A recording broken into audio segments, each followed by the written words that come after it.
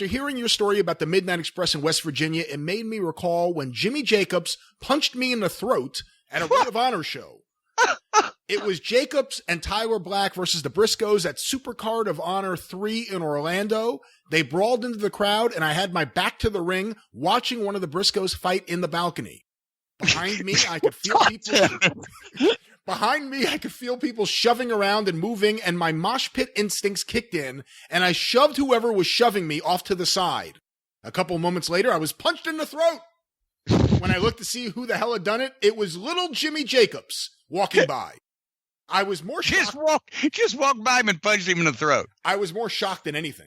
And when I realized what had happened, it was obviously Jimmy who was shoving people out of the way behind me. I am glad my subconscious kicked in and I didn't immediately jump Jimmy and get kicked out of what was a really good show or ruin the match taking place. I'm 6'4" and was in pretty good shape at the time, and there's no doubt in my mind I would have beaten the absolute piss out of Jimmy Jacobs. I was, however, scoping the back curtain the rest of the night in case I saw him go to the bathroom at the front of the venue, as I was a little worked up at the time. So my question is, have you ever seen any wrestlers get into a situation with the wrong fan? Or were you ever worried that one of them would be at risk for not being able to handle themselves? Or have you ever seen a fan get involved and interrupt or affect a match?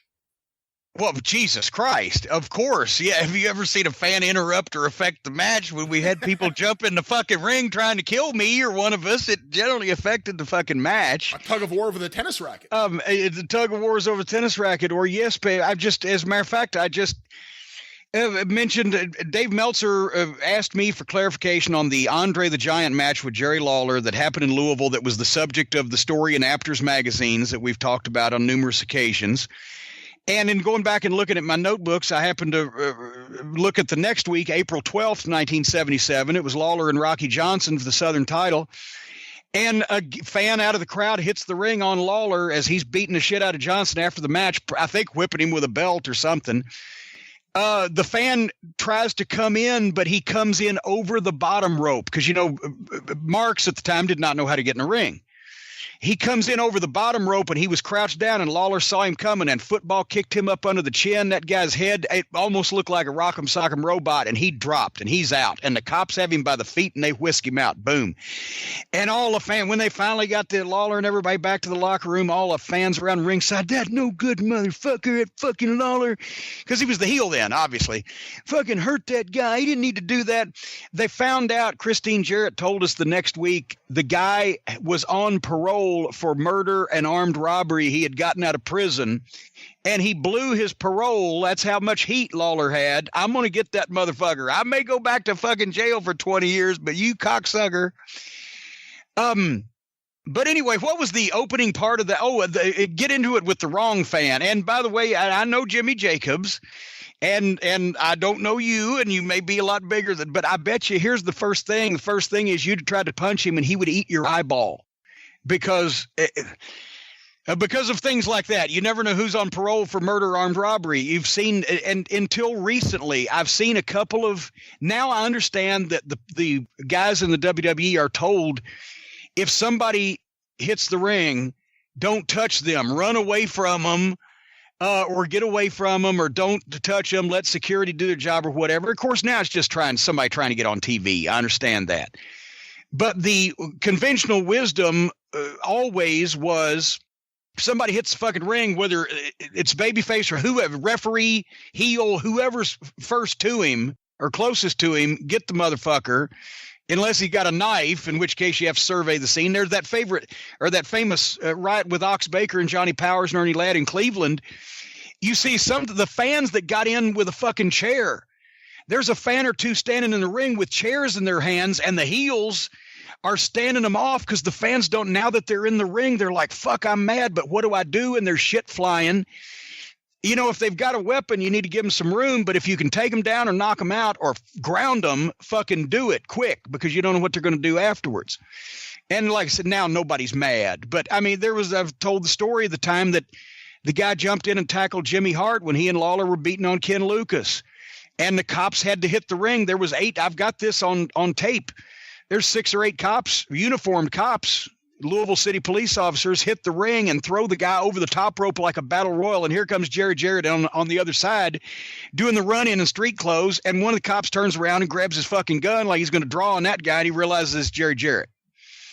You know, there was shit happening in situations like that. So Ole Anderson fucked with the wrong fan in Greenville. You can say, and he admitted it. He said, I did the one thing, never go out in the crowd. And I'm going to wind up with that here in a second. But the guy, whatever the guy had done, punched him, hit him, I can't remember, or maybe it was somebody else that he was going after. But in Greenville that night, he made the mistake. Don't ever go across the rail. Don't ever go out in the crowd. And the fucking guy cut him within a quarter inch of his fucking heart. What was it, 70 or 80 stitches down his chest? There was all the girls on the front row, Peggy Lathan, and it was actually had a compress holding his chest together while the ambulance was coming. That was only messing with the wrong fan, but it wasn't physical because in those days they were scared of the wrestlers. So they automatically, if they had a weapon, they were going to use it.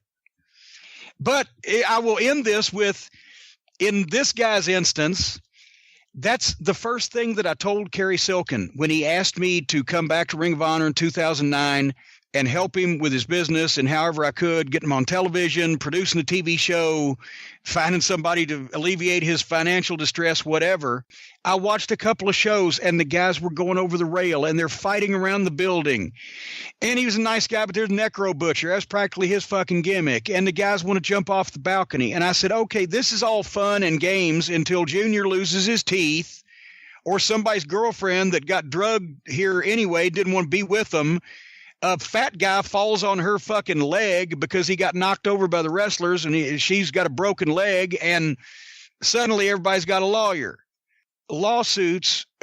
Kerry Silkin in the old days of Ring of Honor was so open. And the only reason I'm sure he didn't get a few was because everybody loved him because he was such a great guy that even the fans didn't want to fuck with him. But beloved Kerry Silkin, when a parent or a guardian or a goddamn girlfriend or whatever has a lawyer that says we can live on Easy Street on the beloved Kerry Silkin, he will work for us for the rest of his life. We will own his ticket broker agency and all the other wrestling promotions that I've seen since then that had the fighting in the fucking crowd and the scattering out of ringside chairs and all over the building shit.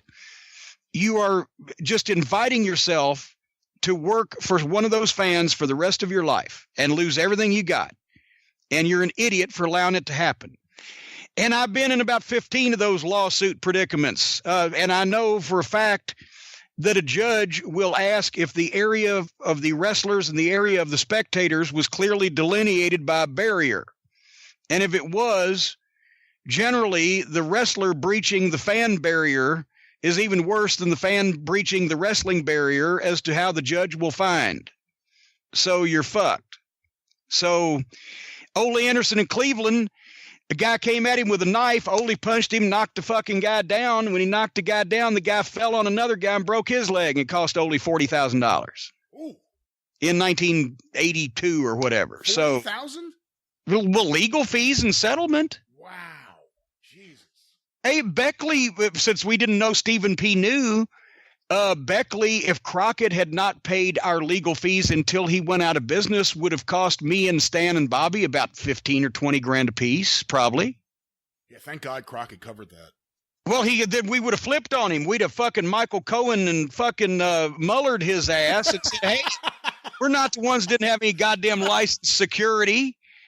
We're not the ones that rented that building. We're not the ones that just went out there and pissed those people off on purpose. That's our fucking job. Talk to the guy that, so he was paying for our attorney. But a lot of times the promoter wouldn't. So, but it's common sense. Even if all the fans are thrilled to be there because it's like this underground nightclub type of atmosphere now at these indie shows instead of a real arena, and possibly owned by the city and promotions that are on television that have a lot of money behind them, somebody's going to get hurt and they're going to win a lawsuit. If you've got anything, you won't have it afterwards. If you don't have anything, go ahead and do that shit. Nobody cares. And that's for the wrestlers and the promoters.